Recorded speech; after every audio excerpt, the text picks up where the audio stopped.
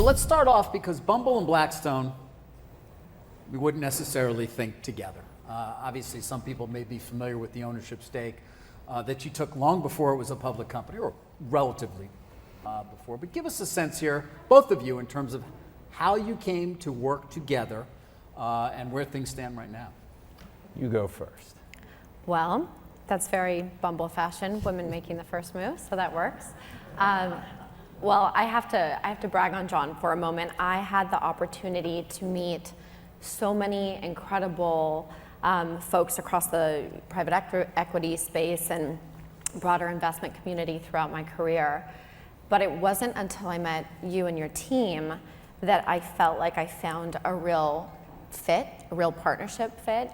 Bumble had been growing very rapidly, and we had a lot of interest from a lot of folks. We were very fortunate to have that, but it wasn't really until I met the team from Blackstone that I said, this could be a real partnership, not just a capital, infusion or change of hands. This could be a team that helps us go to the next level. And so I had the good fortune of meeting a lot of your teams throughout the years. And when it really came to fruition, I flew to New York to meet with you and some other folks. I was 8 months pregnant. I was told not to fly, but got on the plane anyway, thank goodness. And when I came to meet with you, you had just landed from who knows where, Asia somewhere. And I walked into John's office, and his office just is full of photos of his 4 daughters and his wife. And I was like, this is probably the right place to be. So that's from my side of the story. Now, was that 2019? 19. Okay, right, when you actually did the deal. Well, John, from your perspective, again, people who haven't followed Blackstone as closely as others might be a bit surprised, sort of, that you would have owned a growth digital company in this way when they think more about real estate when they see you, or traditional private equity. Yeah, I love that story, by the way. Thank you, Whitney. I think it starts with us in a thematic view that we believed in the migration of everything online. And this is even before the pandemic.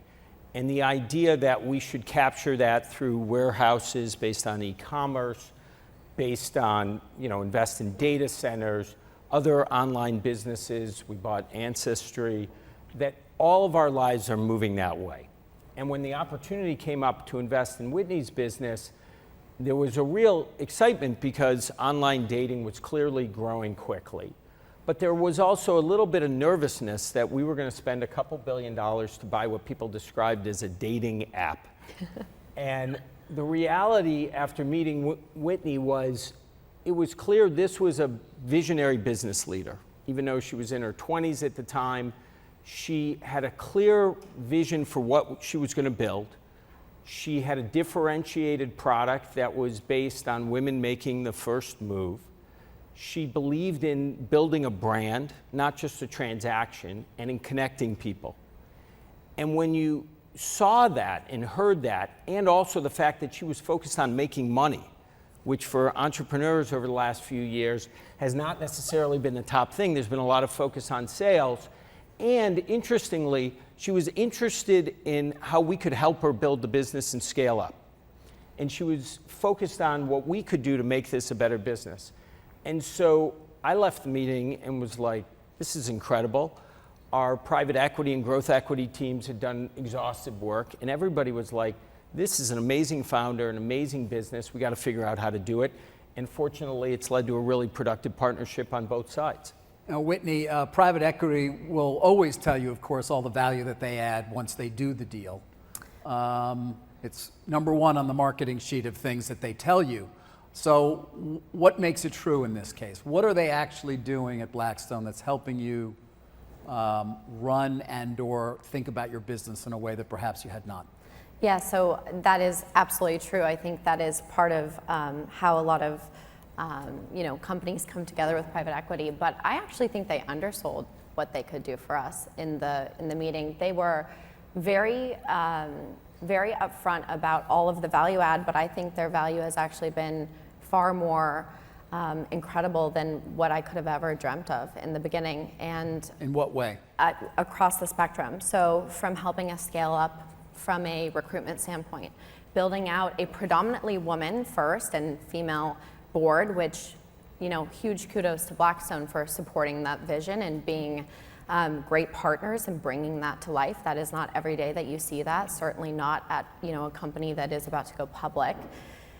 They helped us with government relations, with cybersecurity, I mean, you name it, product resourcing, technology resourcing, data, everything from machine learning. I mean, across the board, we have called upon the teams at Blackstone really cross-functionally up and down every function of the business, and they've always answered the call and said, let us do the work and come back to you. And so I actually can't really put a value on the contributions that Blackstone has added to this business, and I think it's a two-sided street there. You have to be willing to accept that too as a company, as a team, and so big kudos to my team for being receptive to the incredible expertise of your team.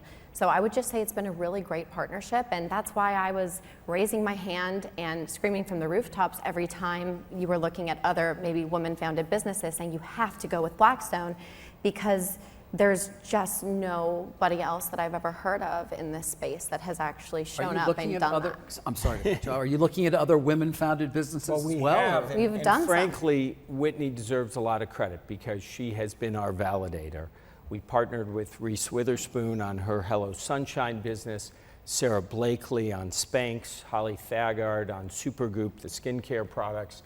And in all these cases, the founders called Whitney and said, tell me about these folks. Are they going to do a good job, or is it just marketing? And fortunately, Whitney's been able to say, this really works. These people have been able to add value. They've been able to help me on my board, my management team, thinking about M&A, thinking about how I can grow the business, and it's really worked. And so for us, backing female entrepreneurs has become a bit of a strength for our firm, and it all started here with Whitney in this partnership. How do you think about, what is it, 30% you still own of the company, is that right? Yes. Around there. Yeah, around 30%. So how does ultimately they may sell it, Whitney, right? I mean, that's kind of the business they're in. That's how it works, That's right? the nature of the business. But, like other companies, we own a large stake in Hilton, as you recall, David. And have for a very, very long time. We did, and we sold that stake, and it didn't reflect our view that this great branded business somehow had a limited future. It's just we run closed-end funds, sort of buy something, invest in it, help it grow, and ultimately exit. And that'll be a similar story with Bumble. But I think, again, it's a great branded business in a marketplace, human connections, that has a huge TAM. Yeah. So beyond just dating, connecting human beings, we're out back, and some of the folks were talking to Whitney about BFF, which is making friends on Bumble, and that's still in its early stages. So Blackstone in its life cycle, will exit over time, but my confidence in her and what she's building, that's almost infinite. Whitney, John. I think you've been very quoted as saying branding is everything. At least that's what I read. I think it was a Time magazine story. Do you feel that way? Is that really what it's about, creating a brand before everything else? I wouldn't say it's everything, but for the sake of this conversation, branding is very important. And I'm a firm believer that there's a lot of smart folks out there that can rebuild technology. They can rebuild products. There's a lot of ability to replicate or duplicate different pieces of technology and offerings, but no one can steal your brand. And so you have to have that moat. You have to have that feeling that people get when they think about your product, because your product will let people down from time to time, right? And we're in the people business. People will let people down. But if you have a moat around you that will always have this intention of being a kind connections platform, which we are, we can always update and optimize the product throughout that life cycle. But I think, if you had to pick just two things, or let's call it three, best product, best brand, and best team in terms of culture, I think those are the three really key ingredients to have a long-standing business. Now, you went public in the midst of the, let's call it the pandemic boom, so to speak, and I remember the IPO. Many people may as well. It wasn't that long ago, February of 21, I think. Yes, it feels Stocks like 100 soared years on that ago. day. Yeah. That's not the case anymore. We're in a very different world. I think your stock's down, 53%, I just checked today. Probably. For the year. Has that impacted you at all, the way you think about the business, or even more importantly, the morale of your team? So, I will say that this is par for the course, right? You go public knowing that things can go up and things can go down. And if you look back at history, even Blackstone went down to a $3 stock at one point.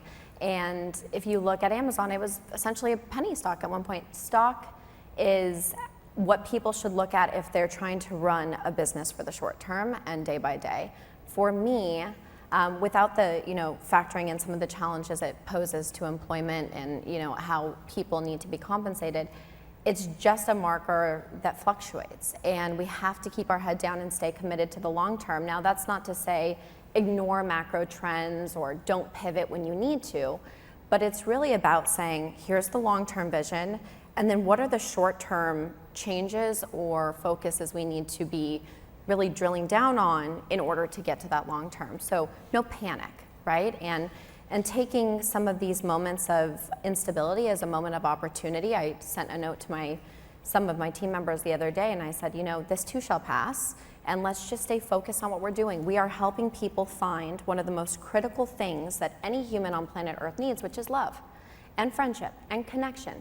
And no matter what tragedy, shows up on day-to-day fluctuations, that will never go away. People need that, and so we have to show up and do that, and do it in a kind and cool, collected way. And so that's kind of the way we're thinking about it. John, it's not just a market in which obviously we're seeing many growth company stocks decline dramatically. It's also one in which, broadly speaking at least, the headwinds seem to be picking up. So I'd love your perspective, but also what you tell some of your founders in terms of how they should deal with a potential recession, given you've been through a few, but I'm not sure Whitney has. So I guess we'll start with the big picture, and I'll start with the good news, which is the U.S. economy has proven to be remarkably resilient.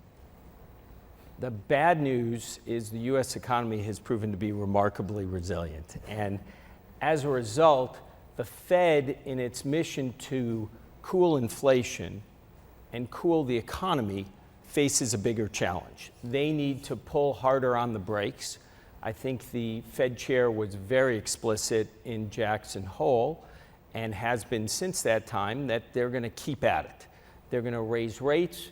They're going to keep them at an elevated level until they cool aggregate demand, until they cool the economy. And so I think for all of us as investors, we have to get our heads around what it means for multiples, and then also what it'll do to the economy, which is it ultimately will slow the economy. How badly it will slow is obviously a question. I would say relative to 08, 09, we don't have the over leverage we had back then in the banking system with consumers, with single family housing or commercial real estate. So I think we go into this on stronger footing, but it's going to be a slowdown. And to your point, David, what we're talking to our management teams about is it's going to be a difficult capital markets environment, so husband your capital, and it's going to be a more challenging business environment, so be thoughtful on what you're doing around investment and employment. But if there are real opportunities, you should go after them. And I think Whitney makes a really important point that it's often during these moments of greatest dislocation, when somebody's pulling back, when people are panicking, that opportunity emerges. That's certainly been the case in our firm. If you went back to the 9/11 period, 08, 09, even that brief time downturn in 20. So I'd say the message is one of sober in the sense that the economy is going to be slowing down. Therefore, you have to be mindful how you run your businesses.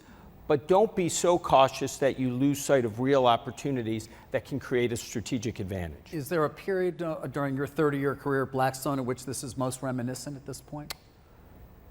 Well, I think, it does feel a little bit, like you're on that roller coaster, you're going up, and you can feel that we're going to start to slow here, just because we've slowed capital markets so dramatically. Don't you think we're already slowing? We're slowing, but I'm just saying it's the early stages of the slowing. I think that's fair to say. You've certainly seen it in housing, online advertising, capital-intensive things.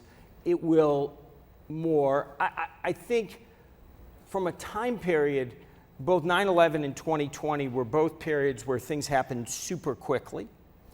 Here, this is more elongated, like that 08-09 period, and where capital markets are shaking. But as I said, I'm concerned about that reference because the system was much less sound going into it. So I think as investors, what you should keep in mind is that the bottom in investment markets will likely happen before the economy bottoms. Because the markets will bottom once they perceive, I think, inflation is starting to really move down and that the Fed's policy is really going to start to change. And the economy may still be slowing into that for some period after. So I think this requires a little bit of patience and a recognition that, yeah, it's going to be a slower period, but as investors, I think there'll be real opportunity that emerges. I want to come back to you on inflation, but Whitney, I'd love to come to you as well just on how you're approaching your business right now. Is the approach any different in terms of what you just heard from John during this period? And are you seeing, I know you're in a quiet period, but are you seeing any of these so-called headwinds in terms of your business? So we're in a bit of a unique business because if you look at the cost of dating in the real world compared to the cost of dating on a freemium product like the ones we have, where you have the ability to pay but don't have to, generally speaking, it's a much more efficient, both from time and spend standpoint, to use your phone to date, to open your phone from wherever you are, if you're at work or if you're at home. In the face of COVID, it was locked at home. And I think as the economy, I'm certainly not making any forward-looking statements, but I think as people start making hard trade-offs on where they spend with inflation and with maybe having to be a little more diligent about spending, going out to the bars and spending $200 on a Friday night is going to be tough for a lot of folks. And so that doesn't mean the demand for love will go away on a human basis. We're all going to have to continue to connect and find companionship and friendship. So I think it's really just paying attention to what's going on in the world, to be a bit reflective during the pandemic. As that started to hit, we turned on video dating immediately. We'd already built it, and so we leaned into that. So instead of maybe promoting our real life events that we had historically been doing around college campuses and in areas of young professionals, we really leaned into video chat. And so I think what we will be continuing to do as we evaluate the evolving situation is, what is it that the dating community and the lonely, community that's looking for friends, what do they want, and what is their struggle in the real world, and how do we help be a companion to them and help mitigate that? So we're watching it closely and kind of iterating as things evolve. Yeah. Are you, you're a growth company, but are you cutting back at all in certain areas in terms of what you're spending? So we are an interesting business in the sense that we've always been very diligent about having profit and driving real bottom line results. And that was there when we were in a super high frothy growth market, and that is there in this market. So it's not that we are, shifting the pendulum from left to right now because of the evolving macro climate. Everyone should always take a close look at spend. That's just healthy business principles, whether you're in high growth or a market like where we're heading right now. But no, I would not say that we're really changing our focus. We're still very focused on international expansion. We're still very focused on deepening our penetration in core markets. But that said, we also really care about our bottom line and making sure that we drive profit as a business.